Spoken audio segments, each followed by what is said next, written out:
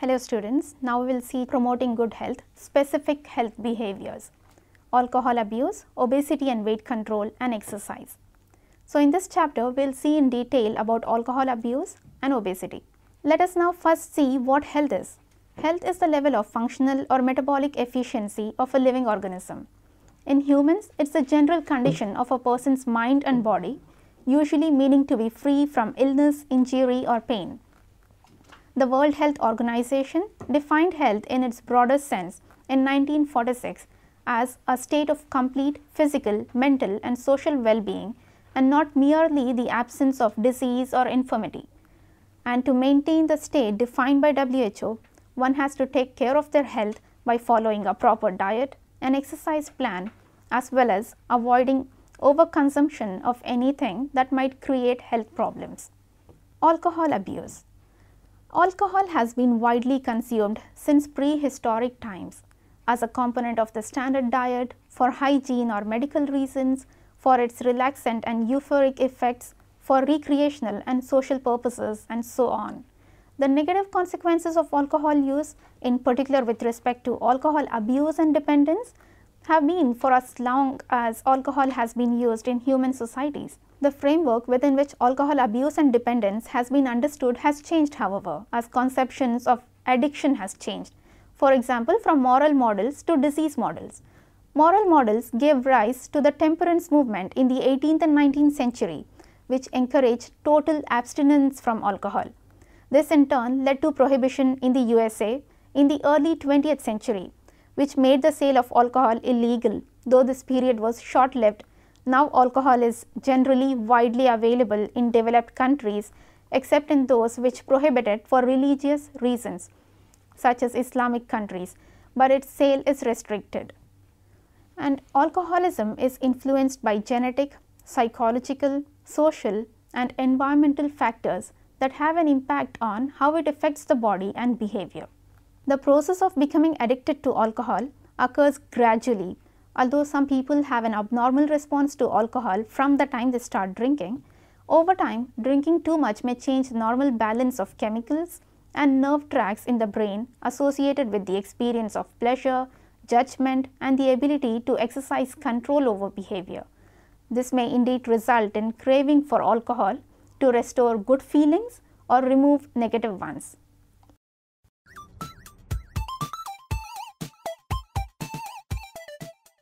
Let us now see some of the risk factors that includes alcoholism. Study drinking over time.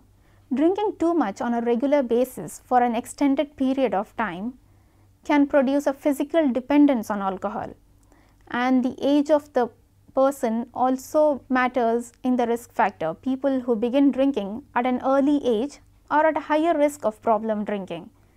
And family history. The risk of alcoholism is higher for people who have a parent or other close relatives who have problems with alcohol. And people's mental health problems also matters. It's common for people with a mental health disorder such as anxiety, depression to have problems with alcohol and other substances. Social cultural factors also matters. Having friends or a close partner who drinks regularly could increase the risk of alcoholism. The other factor is mixing medication and alcohol. Some medications interact with alcohol, increasing its toxic effects, and drinking while taking these medications can either increase or decrease their effectiveness or could even make them dangerous. There are a number of complications involved with alcohol overconsumption. First, alcohol depresses their central nervous system. In some people, the initial reaction may be stimulation, but as they continue to drink, they become sedated. Alcohol lowers their inhibitions and affects their thoughts, emotions and judgment. And too much alcohol can also affect their speech, muscle coordination and vital centers of the brain. And people who have problem with alcohol are also more likely to have motor vehicle accidents, domestic problems, poor performance at work or school, increased likelihood of committing violent crimes, etc. And they could also have complications such as liver disease, digestive problems, heart problems, diabetes complications, problems in sexual function and menstruation, eye problems, birth defects, bone loss, neurological complications, weakened immune system and increased risk of cancer. And the signs and symptoms that may indicate a person has problem with alcohol includes loss of interest in activities and hobbies and in personal appearance, bloodshot eyes, slurred speech, problems with coordination and memory lapses, difficulties or changes in relationships with friends such as joining a new crowd, declining grades and problems in school, frequent mood changes and defensive behavior, etc.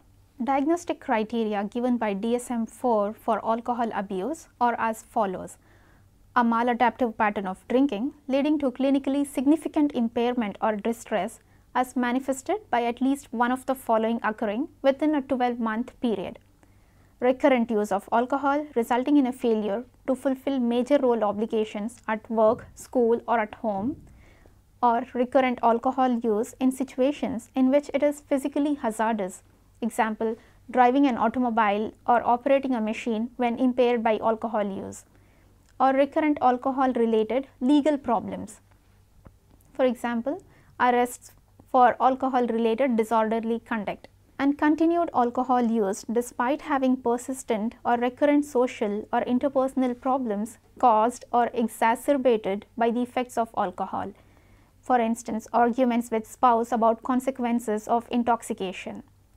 And one of the other criteria of DSM is that these criteria should not meet for alcohol dependence.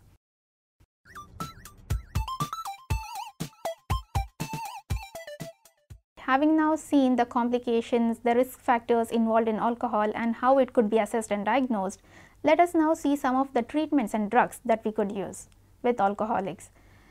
Treatment for alcoholism may begin with a program of detoxification, which generally takes 2 to 7 days. They may need to take sedating medications to prevent shaking, confusion or hallucinations or other withdrawal symptoms, and detoxification is usually done at an inpatient treatment center or a hospital. And they could be made to learn skills and establish a treatment plan. This usually involves alcohol treatment specialties. It might include goal setting, behavior change techniques, and use of self-help manuals and counseling and follow-up care at a treatment center. They should also be given psychological counseling. Counseling and therapy for groups and individuals help them better understand their problem with alcohol and support recovery from the psychological aspects of alcoholism. They might even benefit from family or group counseling or couple counseling, etc. And they could also be given oral medications, for example, a drug called disulfiram that helps to prevent them from drinking. It although won't cure alcoholism or remove the compulsion to drink, what it does is if they drink alcohol, the drug produces a physical reaction that may include flushing, nausea, vomiting and headaches. And there are other drugs as naltrexone, acamprosate, etc. that could be used with the alcoholics. There could even be injected medications, for example, weightcontrol. It's a version of the drug naltrexone. It's injected once in a month by a healthcare professional. And alcoholics should be given continued support. They could be sent to and after programs and support groups, for example, Alcoholics Anonymous. It's a self-help group of people recovering from alcoholism. It offers a sober peer group as an effective model for achieving total abstinence. The Alcoholics Anonymous program is built around 12 steps, which are straightforward suggestions for people who choose to lead sober lives. And as guides to recovery, the 12 steps help those with alcoholism to accept their powerlessness over alcohol. They stress the necessity for honesty about the past and present. And recovery in this group is based on accepting the unique experience of each person. Through listening and sharing stories, people who have problem drinking or are dependent on alcohol learn that they are not alone. And there are no fees for this membership. All it requires is to follow the 12 steps and a willingness to remain sober. They could even be given treatment for psychological problems. Alcoholism commonly occurs along with other mental health disorders. They may need talk therapy, psychotherapy or psychological counseling. in addition with medications or other treatment for depression, anxiety or other mental health conditions. And people who are involved with some type of regular spiritual practice has been found to recover from alcohol a bit easily. For many people, gaining greater insight into their spiritual side has been found to be a key element in recovery. Some alternative medicines could also be used, or techniques such as yoga, medication and acupuncture. A residential treatment program could also be adapted, where they may need to stay at a residential treatment facility, and many residential treatment programs include individual and group therapy, participating in alcoholism support groups such as the Alcoholics Anonymous, as I said, educational lectures, family involvement, activity therapy, and working with counselor and other professionals would be involved in this residential treatment program. They could even consider lifestyle and some home remedies, considering change in their social situation and developing healthy eating habits and involving themselves in activities that would not involve alcohol.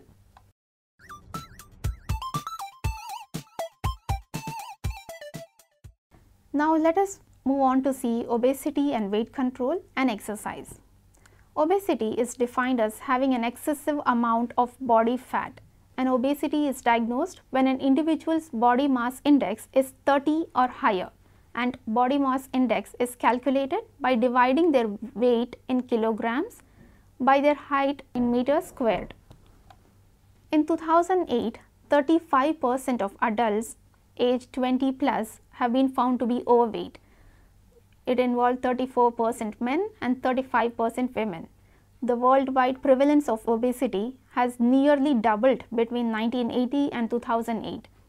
In 2008, 10% of men and 14% of the women in the world have been found to be obese, whereas in 1980, only 5% for men and 8% for women have been found to be obese. Therefore, an estimated 205 million men and 297 million women over the age of 20 were found to be obese, a total of more than 500 million adults worldwide. And in all WHO regions, women were more likely to be obese than men.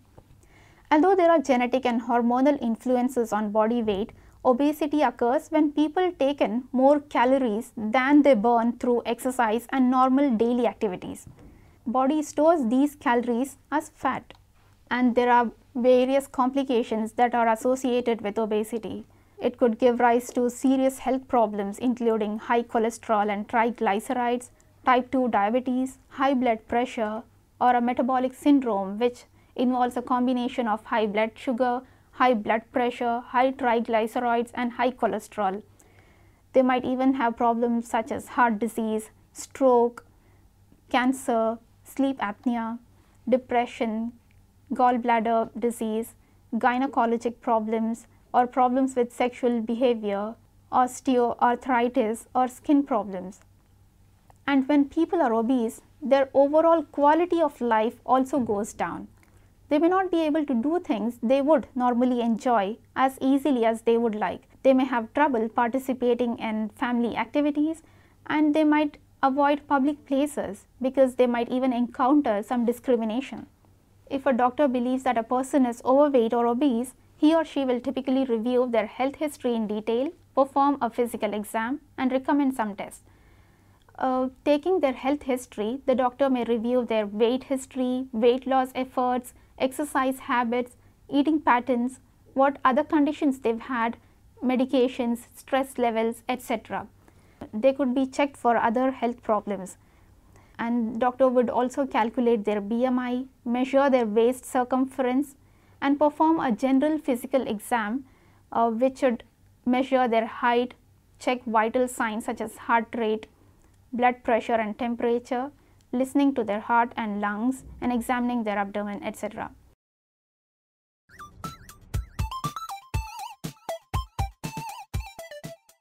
They may need to work with a team of health professionals, including a nutritionist, dietitian, therapist, or an obesity specialist, to help them understand and make changes in their eating and activity habits.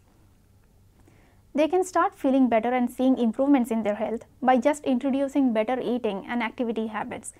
The initial goal is a modest weight loss of around 5 to 10% of their total weight. That means that if they weigh around 200 pounds, that is around 91 kg, and are obese by BMI standards, they would need to lose only about 10 to 20 pounds, which would come around 4.5 to 9.1 kg to start seeing benefits. And all weight loss programs require changes in their eating habits and increased physical activity. The treatment methods that are right for them depend on their level of obesity, their overall health, and their willingness to participate in their weight loss plan. Therefore, the treatment tools would include dietary changes, exercise and activity, behavior change, prescription weight loss medications, and weight loss surgery. If we look at dietary changes, reducing calories and eating healthier are vital to overcoming obesity. Although they may lose weight quickly at first, slow and steady weight loss of 1 or 2 pounds a week over the long term is considered the safest way to lose weight and the best way to keep it off permanently. And obese people going on dietary changes should avoid crash diets because it might bring drastic change in them. Therefore, to lose weight and keep it off, they have to adapt healthy eating habits that they can maintain over time. And in addition to dietary changes, there also has to be increased physical activity or exercise. Most people who are able to maintain their weight loss for more than a year get regular exercise, even simply walking would do. And to boost their activity level, exercise and increased daily activity is essential.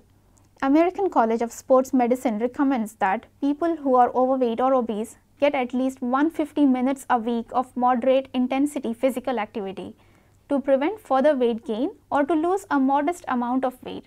But to achieve significant weight loss, they may need to get as much as 250 to 300 minutes of exercise a week. They will probably need to gradually increase the amount they exercise as their endurance and fitness improves. And to make their own exercise goal more doable, they could even break it into several segments, just doing some 5 or 6 minutes at a time. And how they can increase their daily activity is including some extra movements. For example, making simple changes throughout their day can add up to big benefits, like parking farther from store entrance and walking up to the store, and doing household chores, gardening, or getting up and moving around periodically, or wearing a pedometer to track how many steps they actually take over the course of the day would be very helpful. A behavior modification program can help them make lifestyle changes, lose weight, and keep it off. Steps that could include examining their current habits to find out what factors, stresses, or situations may have contributed to their obesity. Therefore, behavior modifications could also be called behavior therapy, as it includes counseling and support groups, etc. Counseling or therapy would help them understand why they overeat and learn healthy ways to cope with their anxiety. They can also learn how to monitor their diet and activity and understand eating triggers and cope with food cravings.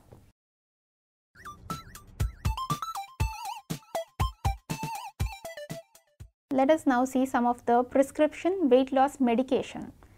Losing weight requires a healthy diet and regular exercise, but in certain situations, prescription weight loss medication may help. Keeping in mind though that weight loss medication is meant to be used along with diet and exercise and behavior changes and not instead of them.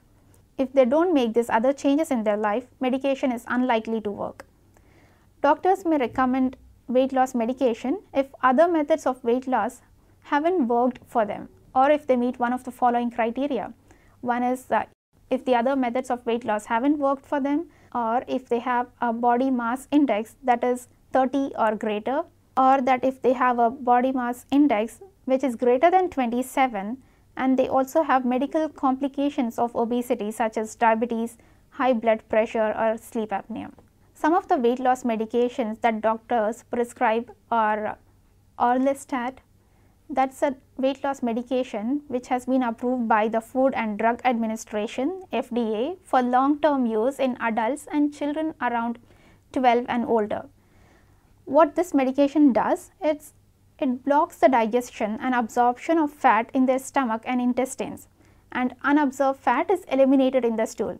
Average weight loss with this is around 5 to 7 pounds in a year, which is more than what they can get from diet and exercise. But there are side effects to this medication, which includes oily and frequent bowel movements, bowel urgency and gas, etc. There are various other medications. One among them is Lorcaserin. It's a long-term weight loss drug approved by FDA for adults in 2012. It works by affecting chemicals in their brain that help decrease their appetite and make them feel full so that they eat less. Their doctor will carefully monitor their weight loss while taking Lorcaserin. If they don't lose about 5% of their total body weight within 12 weeks of taking Lorcaserin, it's unlikely that the drug will work for them and the medication should be stopped. But the side effects of this medication are extreme. They could even have headaches, dizziness, fatigue, nausea, dry mouth and constipation. And in rare cases, there might be serious side effects including a chemical imbalance, serotonin syndrome, suicidal thoughts, psychiatric problems and problem with memory or comprehension. In some cases, when other methods are not working, weight loss surgery offers the best chance of losing the most weight, but it can pose serious risk. Weight loss surgeries limits the amount of food they are able to comfortably eat or decreases the absorption of food and calories, or both. So whether they are at risk of becoming obese or currently overweight or at a healthy weight, they can take steps to prevent unhealthy weight gain and related health problems.